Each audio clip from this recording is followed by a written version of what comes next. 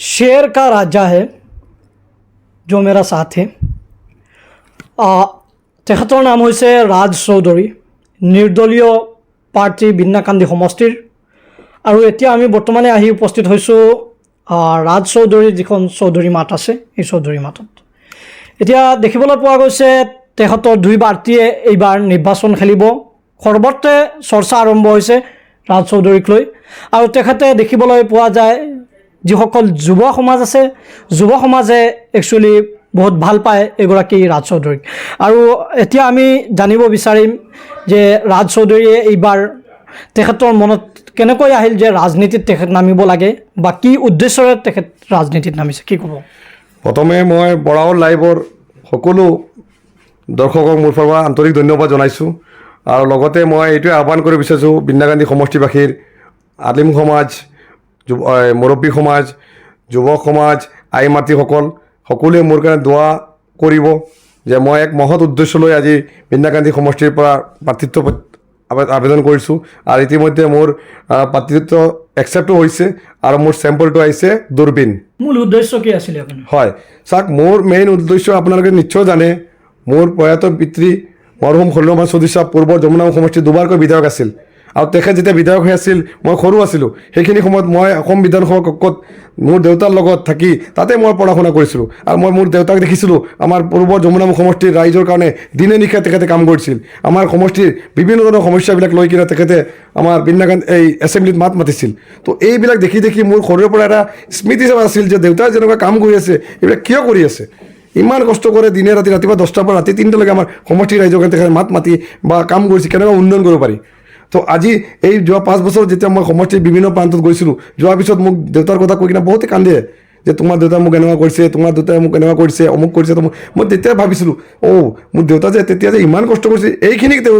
জীৱনত বনাই থৈ গৈছে আজি চাওক দেউতা ঢুকাই যোৱাৰ প্ৰায় 16 বছৰ হৈ গ'ল তেওঁৰ যিটো মানুহৰ প্ৰতি যি মৰম বা দায়িত্ব আছিল এতিয়ালৈকে দেউতাই কথা কৈ কিনে ৰাইজে কান্দে তেতিয়া মোৰ উপলব্ধি কৰিছোঁ যে নাই মোৰ দেউতাই এই সমষ্টিৰ কাৰণে তেওঁ প্ৰত্যেকজন ৰাইজৰ কিবা দিয়ক নিদিয়ক অন্ততঃ তেওঁ সমষ্টিৰ ৰাইজৰ অন্তৰত ৰাজ কৰি গৈছিল এইটো মোৰ মেইন প্ৰেৰণাদায়ক ইয়াৰ উপৰি যেতিয়া বহুত দিনৰ পৰা মই সমষ্টিত ঘূৰি আছিলোঁ ৰাইজে মোক সুধি আছিল যে ৰাজা আপুনি নিৰ্বাচন খেলিব নেকি তো মই এইবিলাক ৰাইজৰ বহুত আমাৰ আলিম সমাজৰ দাবী আছিল মুৰব্বী সমাজৰ দাবী আছিল মহিলা সমাজৰ দাবী আছিল যুৱক সমাজৰ দাবী আছিল যে ৰাজদা আপুনি আগুৱাই আহক তো চাওক মই ৰাইজৰ মাজত থাকি ভাল পাওঁ ৰাইজৰ হৈ মাত মাতি থাকি ভাল পাওঁ আজি ইমান ৰাইজে যেতিয়া মোক মানে দাবী কৰি আছিল মই ৰাতি চিন্তা কৰোঁ যে নাই এইসকল ৰাইজৰ যদি মই দাবীটো আজি নাৰাখোঁ তে মোৰ কাৰণে এটা অন্যায় হ'ব তেওঁলোকৰ এটা আমি কথা শুনিছোঁ যোৱা পঞ্চায়ত নিৰ্বাচনত আপুনি বিভিন্ন ৱাৰ্ডত গৈ ষ্টাৰ কেম্পেইনাৰ হিচাপত তেখেতসকলৰ নিৰ্বাচনী প্ৰচাৰ কৰিছিলে আচলতে আপোনাৰ এটা কথা আমি শুনিছোঁ যে নিৰ্বাচনী প্ৰচাৰ কৰাত যিসকলৰ ৱাৰ্ড মেম্বাৰৰ আপুনি নিৰ্বাচনী প্ৰচাৰ কৰিছিল সেইসকল জয়ী হৈছিলে সেইসকল জয়ী হোৱাত আপোনাৰ উৎসাহ জাগিছে নেকি যে মই এজন বিধায়ক হিচাপে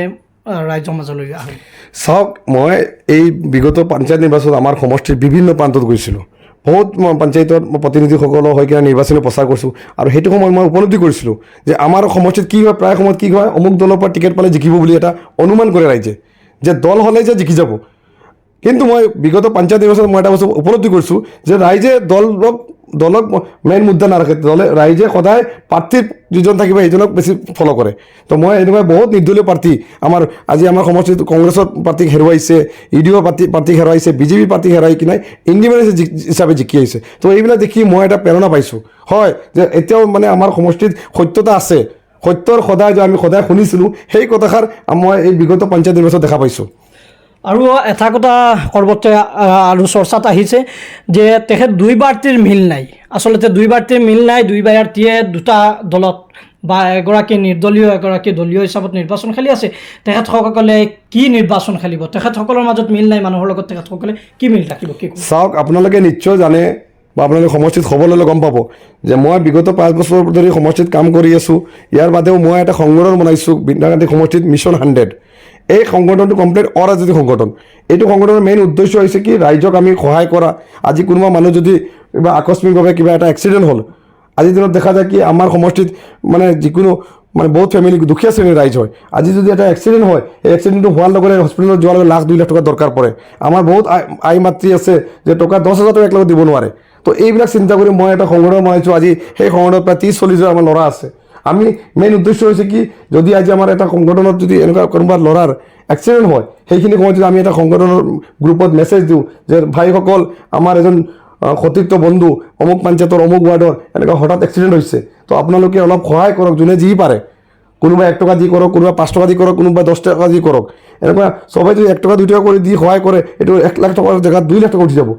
সেই ল'ৰাজন যেতিয়া মানে সুস্থ হৈ কিনে ঘৰত আহিব, সেই সময়ত তেওঁৰ যদি আমাৰ কাৰণে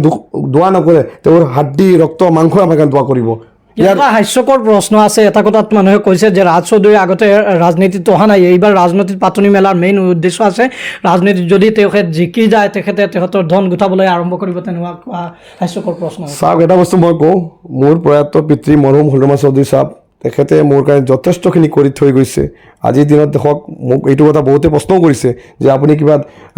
কোনোবা দলৰ হৈ কিনে প্ৰচাৰ কৰি আছে, পইচা লৈছে। মই এটা বস্তু আপোনাক স্পষ্ট কৰি দিব বিচাৰিছোঁ, ৰাজ চৌধুৰী হৈছে মৰহুম হলমা চৌধুৰী চাহাবৰ ল'ৰা হয়। মোৰ দেউতাই কেতিয়াও কাৰোবাৰ 1 টকা খোৱা নাই। তো মোৰ দেউতাৰ যিটো আদৰ্শ আছিল যে ৰাইজৰ হৈ কিনে মাত মাতা, আজি ৰাজ চৌধুৰী ওলাই আহিছে, ৰাইজৰ ন্যায়ৰ পক্ষে মাত মাতিব। ৰাইজে যদি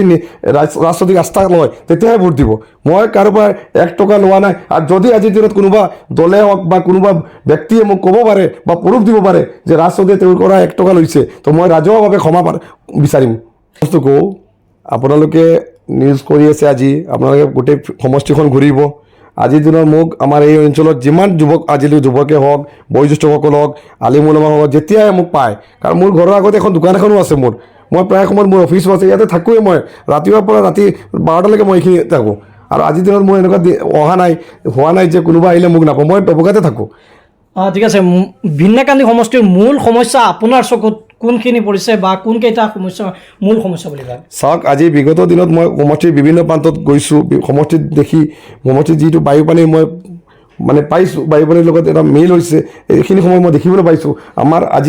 আজিৰ দিনত বহুত এনেকুৱা গাঁও আছে, বহুত ৱাৰ্ড আছে, এজাক বৰষুণ দিয়াৰ লগে লগে পূৰা পানী, ৰাস্তা দি মানুহ যাব নোৱাৰে, বাইকখন লৈ যদি গৈ থাকে এক্সিডেণ্ট হৈ যায়। এনেকুৱা বহুত ৰাস্তা আছে সমষ্টিত। তো মেইন উদ্দেশ্য থাকিব ৰাস্তাবিলাক সম্পূৰ্ণ কৰি ধুনীয়া কৰি বনোৱা। ইয়াৰ বাদে আমাৰ আজিৰ দিনত যিবিলাক আমাৰ শিক্ষাৰ ক্ষেত্ৰত, আজি আমাৰ বহুত অঞ্চলত গাঁৱত স্কুল আছে, এই স্কুলবিলাকত পৰ্যাপ্ত শিক্ষক নাই, শিক্ষকৰ অভাৱ। এই শিক্ষকসকলক মানে শিক্ষকসকল প্ৰত্যেকটো স্কুলত পৰিপূৰক কৰা, এইটো মেইন উদ্দেশ্য থাকিব। ইয়াৰ বাদে আমাৰ বৃদ্ধসকল আছে, বৃদ্ধসকলৰ যিবিলাক গভমেণ্ট আঁচনি আহে, যিসকল অৰিজিনেলি তেওঁ পাব লাগে, তেওঁলোকক মানে এইখিনি স্কিমবিলাক পোৱাৰ সুবিধা কৰি দিয়া। ইয়াৰ বাদে আজিৰ দিনত আমাৰ যেনেকুৱা এই অৰুণোদয় স্কিমেই হওক বা গভমেণ্টৰ যিমান স্কিম আছে, এইবিলাকক সুন্দৰ নিৰপেক্ষভাৱে কোনো ধৰণৰ 1 টকা হেৰফাৰ নোহোৱা কৰি